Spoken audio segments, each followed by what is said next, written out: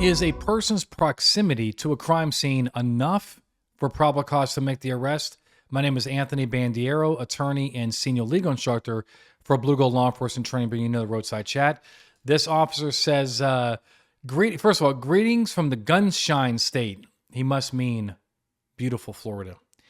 He says, Anthony, like many agencies around the nation, vehicle burglaries have become one of my agency's main focal points. We are seeing an uptick in juveniles gaining possession of handguns, presumably from these vehicle burglaries. And I've actually had a recent OIS, and because a 14-year-old with a history of burglaries used a firearm. So here's the sitch. It's 2 o'clock in the morning. The neighbor calls. It's a verified citizen, so it's not somebody who's anonymous. Calls 911 stating that two individuals are breaking into their neighbor's vehicles. Due to the time of night and point of view, the neighbor could only provide a general description of the suspects wearing dark clothing. Deputies arrive on scene within 5 minutes and observe two individuals wearing dark clothing 4 streets down from the same neighborhood. The deputy knows from extensive history patrolling this neighborhood that generally there's no or very light foot traffic at this time of night. The suspects do not engage in headlong flight. It would make it a little easier, he says, right? Because that would show guilty mind. While the suspects are detained, other deputies verify with one of the victims that, in fact, their car was broken into and items such as a watch was stolen and other concealable items. Now, assuming the show up would be ineffective, right? Because the witness was not positive what they look like and so forth. They can just see shadowy figures in the night. Is there probable cause to search the two suspects under exigency for evidence? Or is there probable cause to arrest the two individuals and do a search instant to arrest? Okay.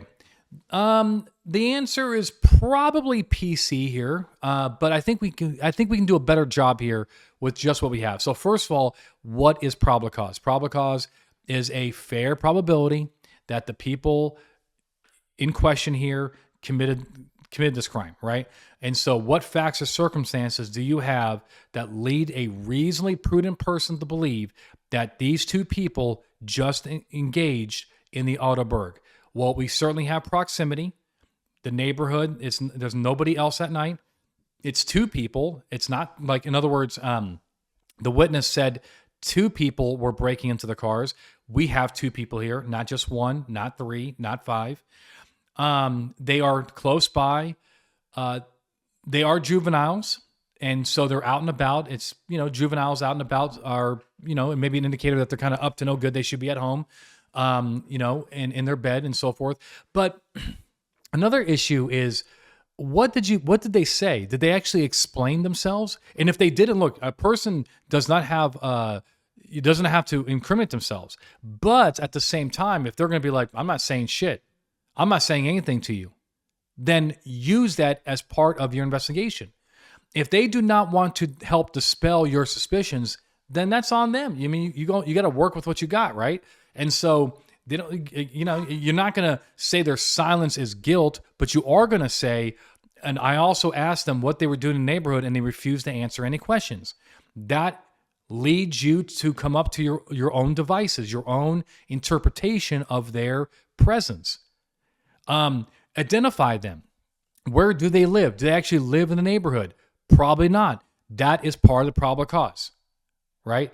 And so how are they dressed? Are they dressed in dark clothing? And so forth. So the point is, probable cause is not a high standard. But I think with these facts and some other facts that we probably could ascertain, there would be a better case to arrest them, just arrest them, search them incident to arrest, and we go from there. Now, you may be asking, Anthony, well, let's say that we do have probable cause and you arrest them and you find none of the evidence on them. Well, certainly look in the area and see if anything's been ditched. If they would have saw the black and white and threw the stuff down in bushes, you don't want to be a fool just because you didn't look into a bush, nearby. But if you look around and you don't see the evidence, and then make a choice. Maybe you unarrest them and you still make a report. That's okay too. Sometimes PC does fall apart, but in this case, with the facts that we have plus the other facts that you can ascertain, their address, what they say they're doing around there, does that make any sense? They're like, oh, we're going to visit a friend. Who's your friend? We just met them. We don't know their first name. I mean, shit like that is not going to fly with you. That's ridiculous. Do they have any phone numbers that you can call to verify their account that they just said, we just left a friend's house and now we're heading home. Where is their house? Again, can you call somebody if they can't, it's stuff like that. So do more investigation, but the answer is, I think that you could probably put the pieces together on this one and just do an arrest. Okay? All right. Hope this question helps. Get it right every single time. If you like what I'm doing around here, like, subscribe, share with your friends. Until next time, my friends, you stay safe.